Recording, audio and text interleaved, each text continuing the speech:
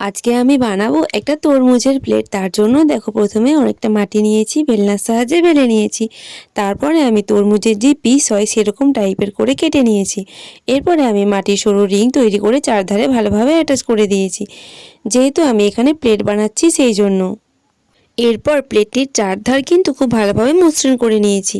আর যেহেতু এখানে তরমুজের প্লেট বানিয়েছি, তাই দেখো তরমুজের যেরকম বীজগুলো হয় সেরকম আমি বানিয়ে নিয়েছি।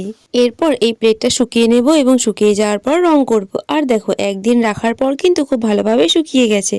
তো এরপরে আমি পুরো প্লেটটিতে প্রাইমার কালারটা করে নেব। আর প্রাইমার কালারটা করা হয়ে গেলে এরপরে আমি যেমন তরমুজের কালার হয় তেমনটাই করব। ধারে আমি দেখো সবুজ কালার দিয়েছি, এরপরে মাঝে একটু সাদা রাখবো। আর পুরোটিতে আমি রেড কালারটা করে নেব। একটা গোটা তরমুজ থেকে একটা পিস কাটলে যেমন হয় ঠিক সেরকমটাই কিন্তু প্লেটটা বানিয়েছি। আর দেখো বীজগুলিতে আমি কালো রঙটা করে নেব।